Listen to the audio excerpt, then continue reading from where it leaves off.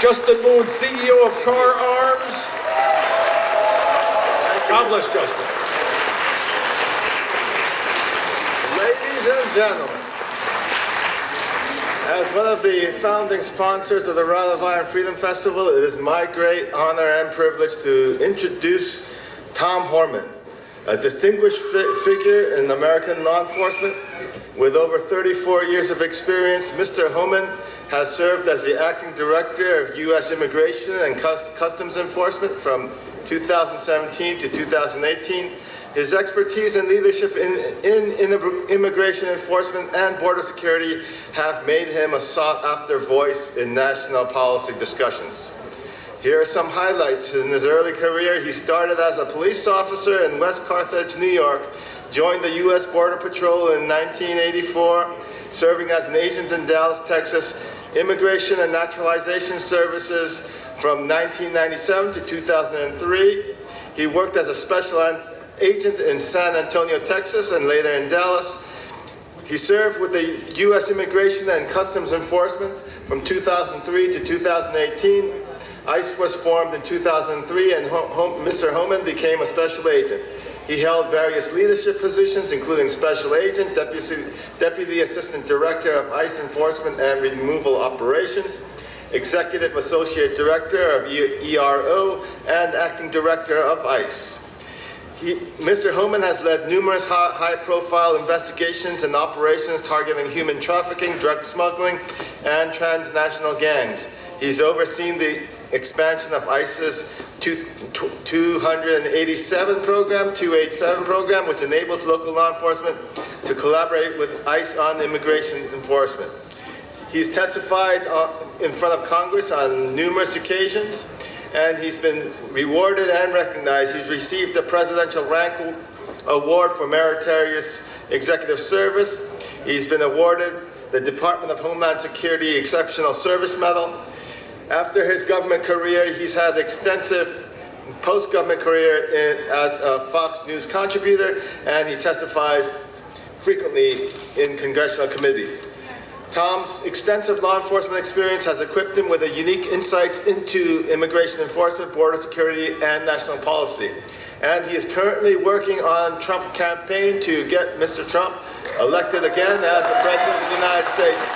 And soon we hope that we will see Tom as the head of ICE once again. With that said, Tom, it's my pleasure to introduce you and to welcome you. Thank you very much, sir.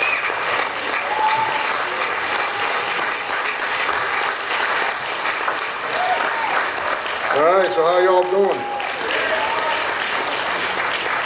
So let me start with this. If I offend anybody today, I don't care. I don't care. For the media in the room, if I say it, print it. I'm not afraid of that either. So let's talk about the greatest president of my lifetime, Donald Trump. There's a lot of things being said right now. So let me talk about one thing right off the bat. Biggest deportation operation in history of the United States. Of course, the left and a lot of the media is saying it's racist, it's xenophobic, it's threatening the immigrant community, it's a terrible racist thing to do. Look, when you're on the heels of the most historic illegal immigration crisis in the history of this nation, where millions of people have crossed the border illegally, been released into the United States.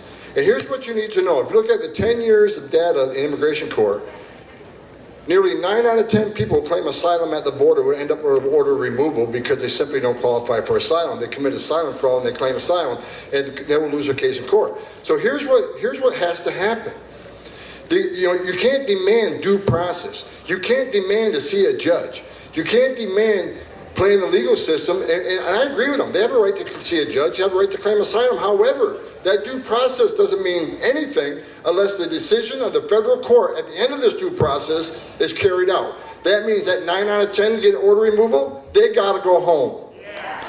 That's what the law says. And people say, how dare you threaten that? What is the answer? Let them stay, even though after all this due process, the billions of dollars of taxpayer expense, giving them due process. They get order removed by a federal judge, and your answer is let them stay anyway? Because if you do, you're never going to fix the border. And if you do that, women and children are continuing to be assaulted on the southern border. People are continuing to die. And here's what President Trump understands. When you create a crisis this big, well, we got 10.5 million encounters on the border that we know of. We got 2.2 million gotaways. When you add those type of numbers, overruns the Border Patrol. They're overwhelmed. Where a vast majority of Border Patrol agents are no longer patrolling the border. They're changing diapers and making baby formula, they're making sandwiches, they're making airport runs, they're making hospital runs. They're doing the humanitarian part of their job, which is taking care of these people that come across. A lot of them are in bad shape. So when you take the majority of those uniforms off the border, what happens? That's when the fentanyl comes across that killed a 250,000 Americans. That's when the sex trafficking of women and children skyrocket to 600%. That's when the number of people on the terrorist watch list steep across the border. Because Border Patrol agents are no longer on the line 100% vigilant.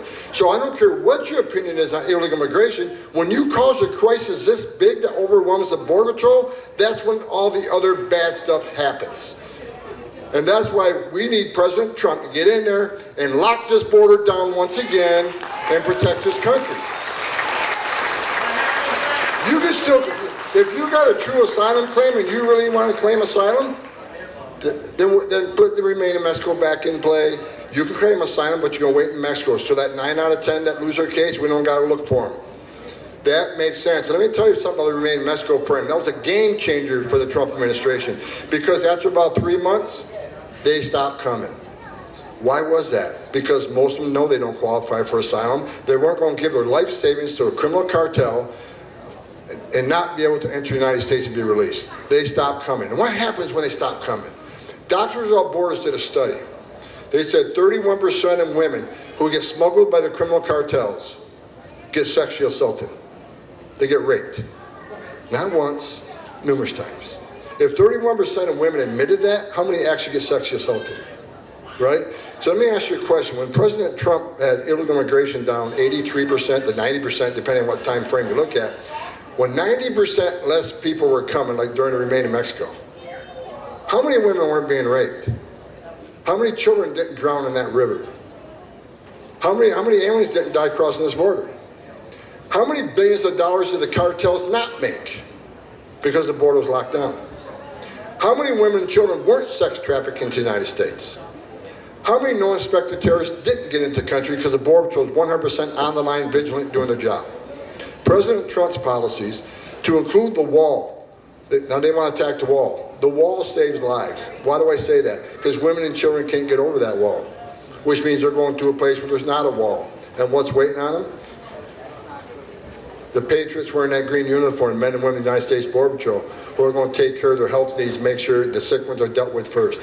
So the wall saves lives. So let's be clear, President Trump's policies, they can call them racist, they can call them xenophobe, call it what you want. It's all bullshit. Well, call it what you want. But he saved lives by the thousands. Thousands. Well, let's look at since Joe Biden's been president. The humane policies, as they call it in the Biden presidency. Sex trafficking up 600% of women and children. Over 500,000 children have been smuggled in this country on the hands of criminal cartels, separated from their families, put in the hands of criminal cartels to be smuggled in the United States. 500,000. They've released 148,000 to so-called sponsors. They can't find them. They can't find them. They can't find the sponsors. Yeah, that's humane. We got 387 people on terrorist watch list arrested coming across the southwest border. Historic record. Again, here's the historic record from Biden. Historic illegal immigration, historic sex trafficking of women and children, historic number of known suspected terrorists crossing the border, historic amount of money the criminal cartels are making, historic amount of fentanyl that comes across that killed half a million people. I mean, excuse me, 250,000 people. Historic number of illegal aliens that died crossing this border, over 2,800 counting. His policies are killing Americans by record numbers, they're killing aliens by record numbers. You tell me what's humane about that. There's nothing humane about that. That's why we need President Trump back in power, to save lives. That's what he did, and that's what we're going to do again. And I'm sick and tired of the people that just want to go to the race. Look, I got newspapers doing hit pieces on me now. Have at it. I don't give a shit what you say about me. I don't. So have a field day. Because as long as I got the respect of my family and respect of my Savior Lord Jesus Christ, you know what? Write what you want. Because you're not going to shut me up. You're not going to shut me down. You're not going to bully me. And you're not going to cancel me. The way they cancel you, they write a bad story about you, hoping to go away and not talk anymore if you want to know the bad story. Write what you want. I don't care.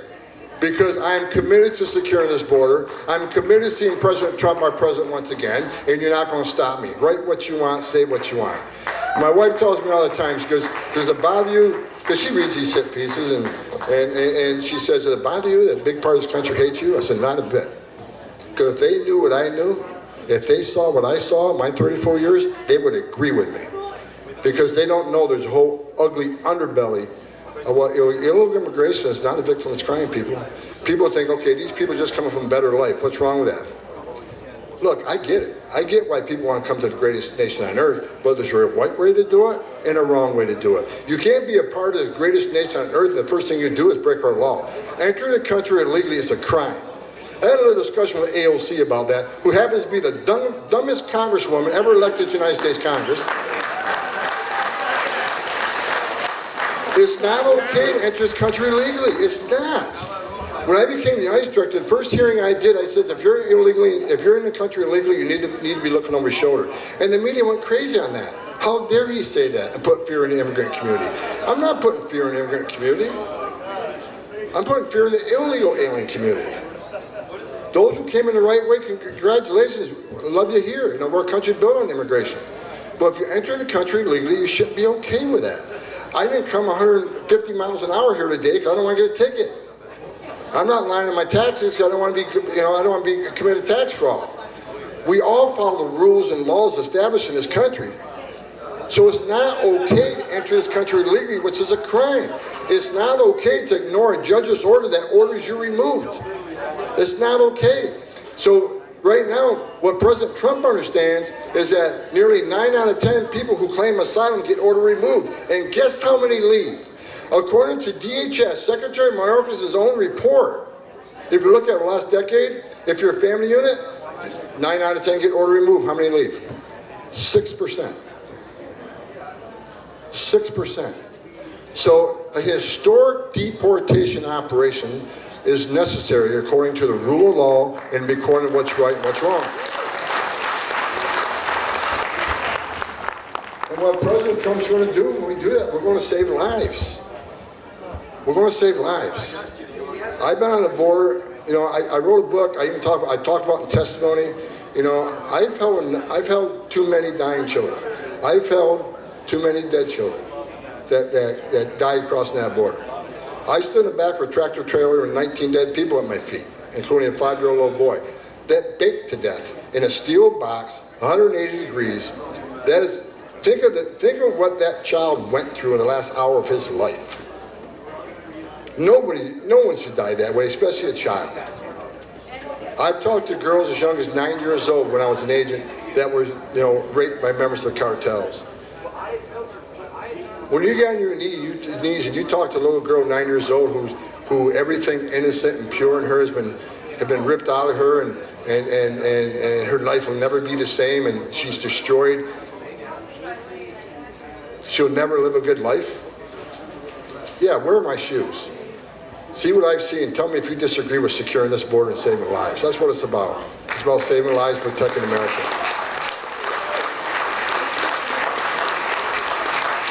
Secretary Mayorkas, who should have been impeached the second day he was in office, because what he's done to this country is treasonous. He says, don't worry about it. We vetted all these people. They're properly vetted. Understand this. When they say vetted for criminal background, they vet them against NCIC, which means if they weren't arrested here by our law enforcement and they're not NCIC or III, which is the state systems, they're going to come back clean. Because we don't have access to the majority of the country's criminal information. You think El Salvador is giving us any criminal information? You think they have something like an NCIC? Most of these countries don't have these type of systems. And the ones that do, China, Russia, you think they're sharing it with us? Of course not. So when they say these people are vetted, they're vetted against our databases. Now, terrorism database is a little bit different. But here's what you need to know about terrorism databases. Most terrorists in this world aren't in any database. Unless they were encountered in a battlefield by DOD and a retina scan was done, unless you're a part of an ongoing terrorism investigation or caught on, a Title III chatter, we don't know who they are. So they're going to pass. And have you seen, just recently, several people have been arrested in the United States planning a terrorist attack in the United States. Remember the 8 that were arrested 2 months ago in New York, Philly, and LA? They were vetted, and they were planning a Russian-type terrorist event here in the United States. Luckily, the intelligence community caught them, because they caught them on chatter. But we all know the intelligence community is not perfect. They missed Afghanistan, they missed 9/11. I mean, they're not perfect. God help us, what's coming next? Well, here's what I'll tell you. If you look at the terrorists, the people on terrorist watch list who've been arrested is 300. I think the last number was 387 last I looked. Just short of 400. That's who they arrested. That's who got called. And which means they're morons, because terrorists are trained how to evade law enforcement, not get arrested, so they got arrested. We got 2.2 million gotaways, and here's what you need to know. The scariest thing about what's happening on the border is that it's the biggest national security vulnerability I've ever seen in this nation. Worse than 9/11. Let me tell you why. If they've arrested 387, how many didn't they arrest? Why did 2.2 million people pay more to get away? Because you pay the criminal cartels one amount of information, get you to the border, turn yourself in a green uniform, their job ends at the border. But if you want to get away, you got to pay a hell of a lot more. If you're a Chinese national who wants to get away, you're looking at $35,000. So why would 2.2 million people pay more to get away? Why would they pay less to get released within 24 hours, get a free airline ticket to the city of their choice, get a free hotel room, get 3 meals a day, get free medical care, and get work authorization within a few months? Why did 2.2 million people not take advantage of that giveaway program at a much cheaper rate? Because they didn't want to be fingerprinted. They didn't want to be vetted. Regardless of how bad our vetting system is, they were afraid of it. 2.2 million people. Now think about this. They arrested 387 that was on a screening database. How many of that 2.2 million came from the country sponsoring terror? If you think it's zero, then you're a moron. That's just a stone cold fact. After 9/11, we created all these databases. We didn't want someone else coming with a visa and blowing a building up and taking a plane ride into the United States with a visa and stay here and train to fly planes and crash them. So we created the TSA no-fly list. We created the FBI screening database. There's the DOD intel database. There's a visa security program, which I used to run, and what we did background investigations and looked for derogatory information on anybody that applied for a visa to come to this country. That program has prevented thousands of people from getting a visa to come to this country because we found derogatory information in our background. Now those databases all work pretty good the last 25 years, but what terrorists today is going to apply for a plane ticket or apply for a visa when they know there's a vetting procedure in place, regardless of how weak it is, when he can simply go to Mexico, pay the cartels some extra money, and be a getaway. That's just scared the shit out of you, because it does me. And I've done this for a long time. I don't respect the FBI director much, but we agree on one thing. The southwest border is a major national security vulnerability, and I agree with him. Something's coming. There's too many red flags. He said he sees more red flags down any time. If you don't think these cells are here, then you're ignorant to the facts. Something's coming. And when that something comes, I want Donald Trump in the Oval Office.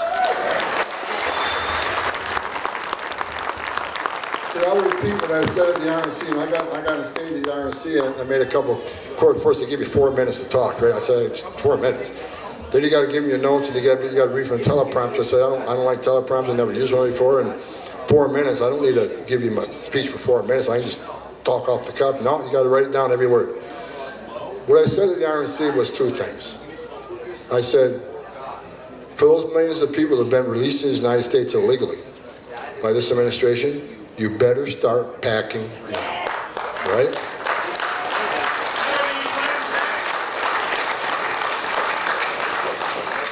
And second of all, I call it the criminal cartels in Mexico.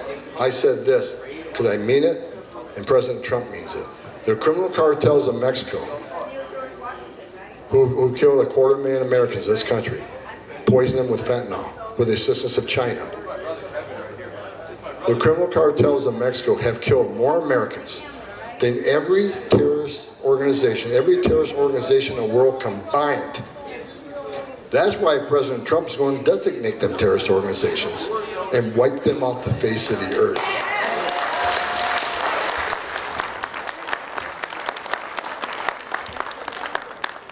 Of course, the hate came from that.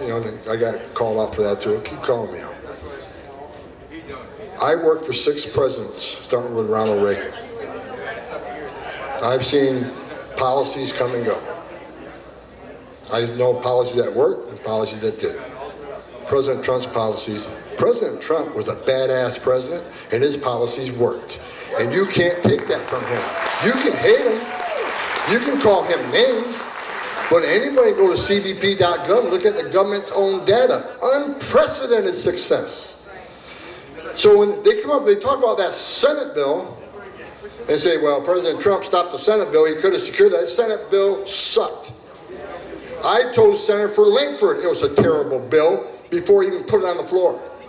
Because he had me and several experts look at it and say, what are you talking about? 4,000 to 5,000 illegal entries a day is okay? No, it isn't. That's 1.8 million a year. What the hell are you doing? And you're going to codify that in federal law? It shouldn't be 4,000 to 5,000. It should be 1. That's what a secure border means. And you know what they had else in there? They had a carve out for children, so that 4,000 or 5,000 a day. The number of children weren't counted. So unlimited children can still come, which means more children are put in harm's way.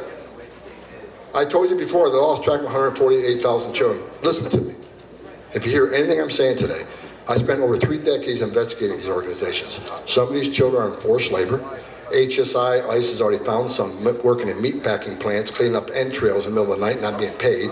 Some of these children are living with sexual predators. Some of these children will end up in child porn. These children are living a life of hell. And one of the first things we're going to do when we get back, we're going to find these children and we're going to rescue them. That's Trump. That's Trump. And those who want to say, well, Trump separated families under zero tolerance. Zero tolerance. Look, children were dying, women are being raped, zero tolerance about, maybe we start prosecuting these people, they'll stop coming. Maybe that means less rapes, maybe that means less children dying. And you know what? The numbers did go down. Now, it's unfortunate when you separate a family. It's always unfortunate. I was a cop in New York. Police officers separate families every day, thousands of times a day when a parent goes to jail. That's just the sad reality. But they want to talk about 2,500 separations under the Trump administration. Well, you are responsible for 500,000 children leaving their families, getting put in the hands of criminal cartels to be smuggled in the United States. God knows what happened to these kids. So don't even talk about zero tolerance for family separation. You got nothing to be proud of. What you did is much worse than anything Donald Trump ever did.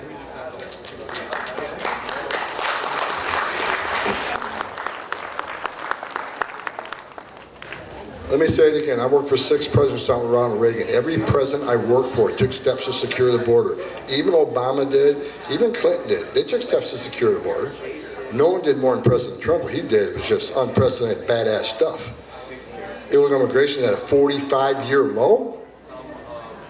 But Joe Biden and Kamala Harris is the first administration in the history of this nation who unsecured the border on purpose. This isn't an accident. This isn't incompetence. This is by design, folks. They open, and people say, why? Well, they obviously perceive a future political advantage, thinking maybe they're future Democratic voters. Oh, don't say that.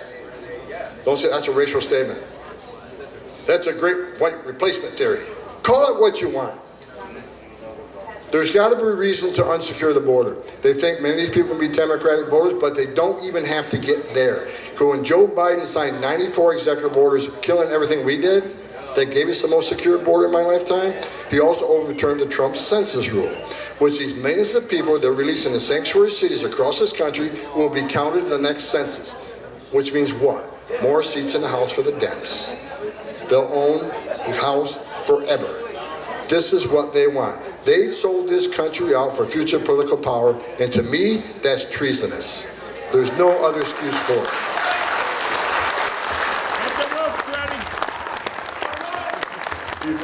Before I close my remarks, it's an honor to be here today. I was supposed to be in California with the president, but I'll be with him later this week.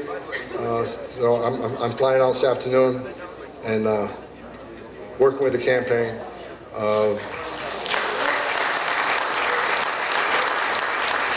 Let me be clear. I don't work for the campaign. I haven't taken a dollar from the campaign. Tom Homan's doing it because I think he's the greatest president of my lifetime. I want to see him back in the White House. Somebody says Tom Homan's working for the campaign. Tom Homan is working for the campaign. Tom Homan's working in interest of the campaign. Tom Homan is employed by the campaign in interest. I'm doing it because Tom Homan, retired ICE director, the guy spent 3.5 decades doing his job. I want him to be president. I'll do what I can to help him. That's what it is. Before I end, I want to introduce somebody real quick. Victor Avila, come up front and center real quick, Victor. Victor Avila is an American hero. Victor worked for me. He was a special agent assigned to Mexico. He worked in attachés in Mexico. Victor and his partner got ambushed by the criminal cartels in Mexico. Victor's partner was brutally executed. Victor was shot several times but survived. Victor, you are my hero. Thank you for being here today. But let me end with this. I'll say it like I said it 100 times. Trump comes back, I come back.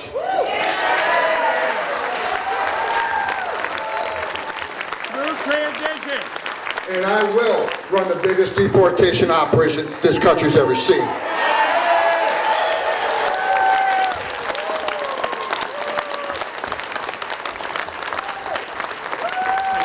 How about that for somebody that knows what's going on inside the borders of these United States? Tom Homan, what a grace and honor it is to have you here. We got a special something for Tom, and I'm going to call Justin Moon and Sean Moon up for this great privilege, especially having Tom here. So guys,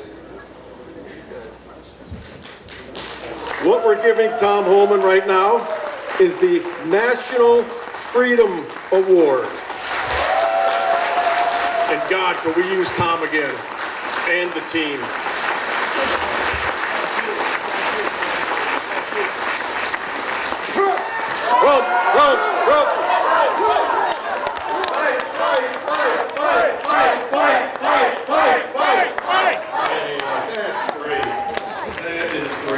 To be able to introduce to you Jack Posobiec, a renowned American journalist and political commentator.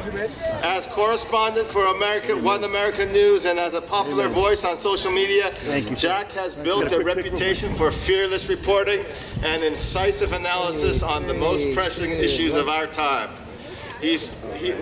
For investigative journalism, he is well known for exposing Antifa violence and the coverage of the 2020 U.S. presidential